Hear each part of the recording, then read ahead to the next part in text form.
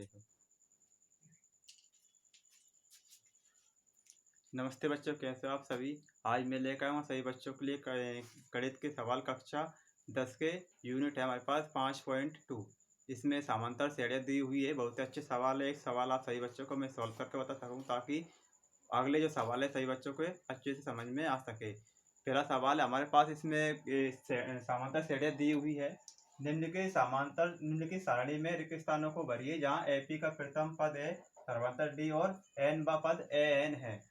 एक समांतर श्रेणियाँ इसमें दी हुई है।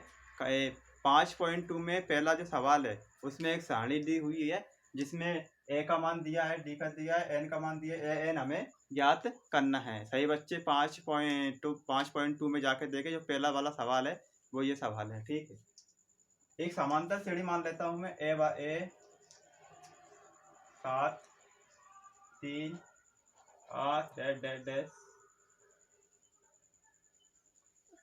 30वां पद, ये हमारे पास समांतर श्रेणी है। अब इसमें ए का मान कहाँ से मानना है, जो पहला हमारा पद है वो हमारा ए का मान हो गया। ठीक है, डी हमारा पास रहता है सर्वांतर।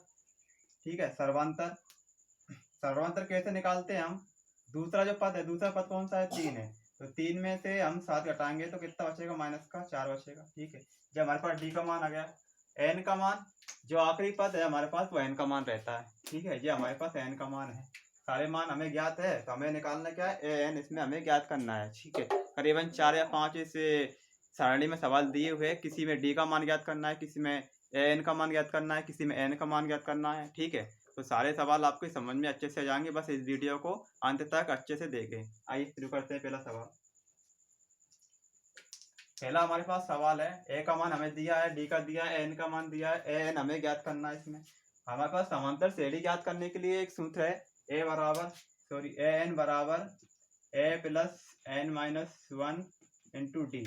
ठीक है, ये हमारे पास सूत्र है। अब इसमें हमें ए एन का मान, ए एन तो हमें ज्ञात ही करना है, बराबर के नीचे बराबर लगाइए।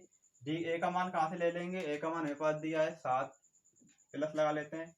एन का मान हमारे पास 8 है, माइनस 1 इंटू डी। डी का मान भी हमारे पास 3 है, 3 लिख लेता हूँ। ठीक है, ये 3 दिया है, बराबर के नीचे बराबर लगाते हैं। 7 प्लस के 8, 7 में से 8 में से 1 जाएगा, कितना बचेगा, 7 बचेगा। 7 हमारे पास बच गया इंटू 3। 7 का इसमें मल्टीप्लाई कर देते हैं, 7 3 21 हो जाएंगे। 21 में 7 में लाएंगे तो कितने हो जाएंगे,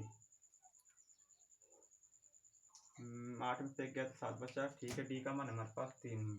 21 में से 7 जाएंगे तो 3 में से 21 और 7 जोड़ देते हैं, कितने हो जाएंगे, 28।